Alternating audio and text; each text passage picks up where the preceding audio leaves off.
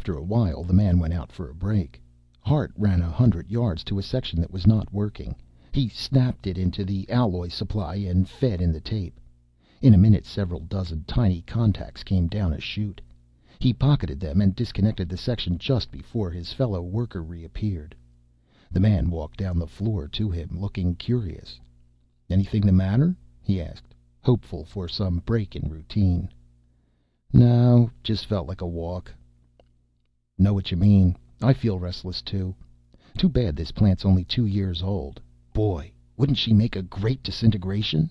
He grinned, slapping a fender affectionately. Hart joined in the joke.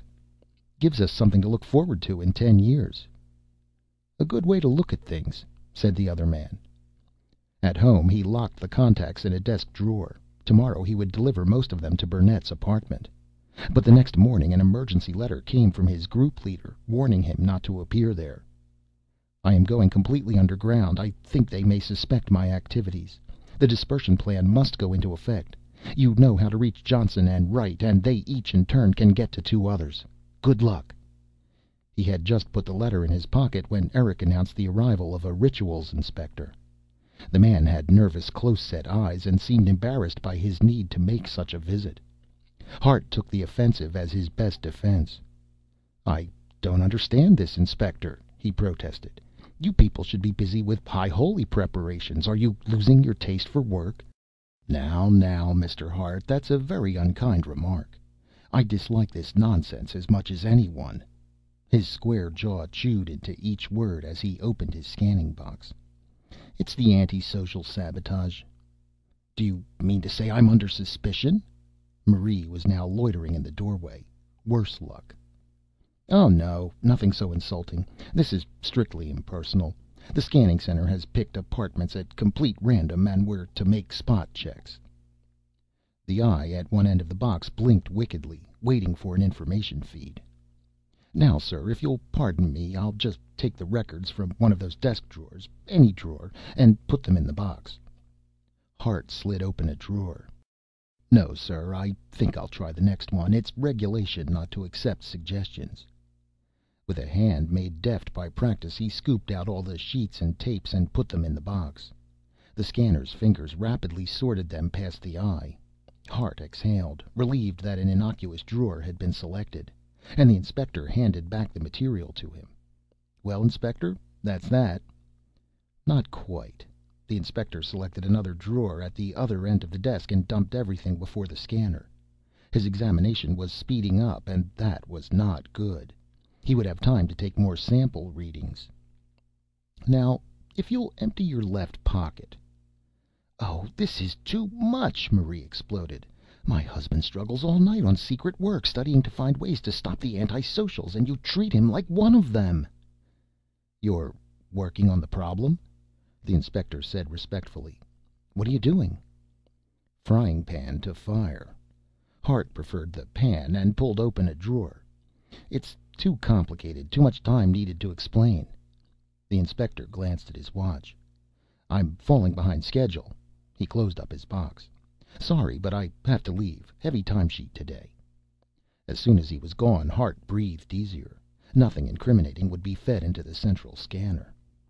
Marie became apologetic. "I'm sorry I said it, Wendell, but I couldn't keep quiet. All I did last night was peek in once or twice." He shrugged.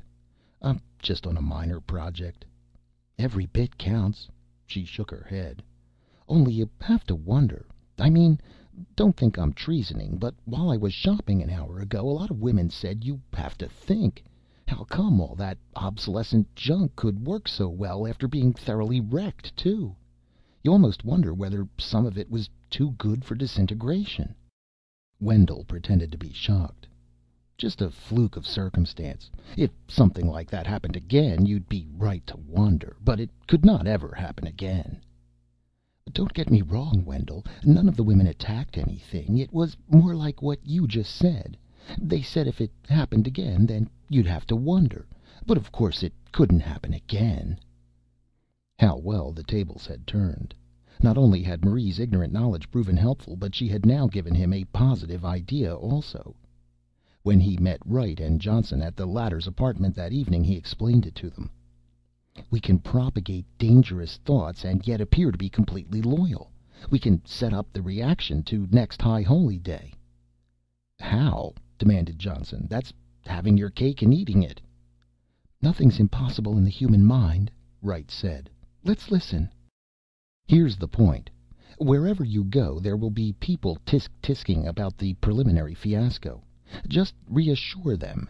Say it meant nothing at all by itself. If it ever happened again, then there would be room for doubt. But, of course, it could not happen again." Wright smiled. "That's almost feminine in its subtlety." He smiled back. "My wife inspired it. Don't get nervous. It was unconscious, sheerly by accident." "Whatever the cause, it's the perfect result," Johnson conceded. "We'll spread it through the net." "Along with this, I hope." Wendell dumped the contacts on the tabletop. "It's the smallest size possible. A lot should get by unnoticed. Find cell members who can set up cryotrons with the wide range of instructions to cope with anything in the piles. Some weirdly alive concoctions of obsolescent parts ought to result." "Someday the world's going to know what you've done for it," said Johnson solemnly. "That could happen too soon." Miss Wright's face, honest and open in its horse-like length, broke into a wide grin. "Amen," said Hart, adding the private hope that Marie, blessed with superior looks, might be able to show as much superior wisdom some day. The hope was not immediately fulfilled. When he reached home, Marie was in a tizzy of excitement. "You're just in time, darling. They just caught 3 subversives. One of them was a woman," she added, as this were compounding an improbability with an impossibility. "They're going to show them." He gripped his belt tightly. "A woman?" "That's right. There she is now." A uniformed officer was gently helping a pale little old woman sit down before the camera, as if she were more an object of pity than of fear. Hart relaxed. "Caught red-handed with the incriminating papers," shouted an offstage announcer. "Handbills asserting objects declared obsolescent could actually last indefinitely." "What do you have to say for yourself?" the officer asked gently. "You must realize, of course, that such irreligious behavior precludes your moving in general society for a long time to come." I don't know what came over me," she sobbed in a tired voice. "Curiosity.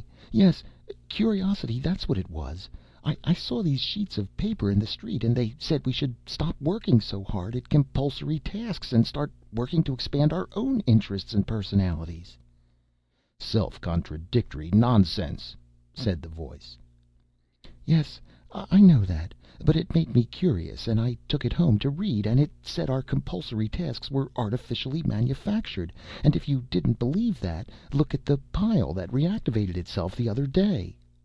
She stopped, reorganizing her thoughts. "Of course, though, that thing in the plaza was unique, you know. I don't think it could mean a thing, unless it happened a few times. And the fact is, it won't ever happen again." "Well, that much makes very good sense," said Marie. "You said the same thing, Wendell. I don't think that poor woman knew what she was doing. Just a dupe for subversive propaganda."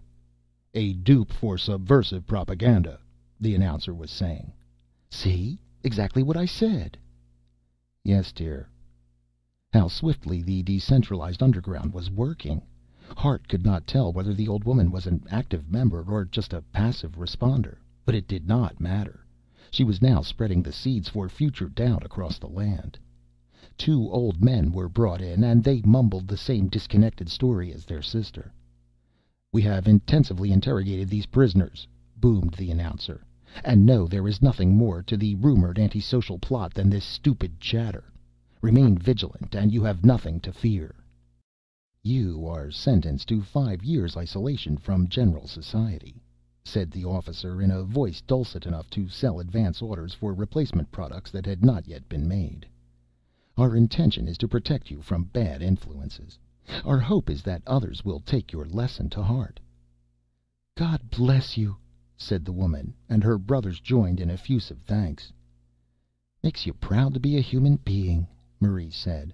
"I was getting some stupid doubts myself, dear. I must admit it. But that's all past. I can hardly wait for the highest holy day."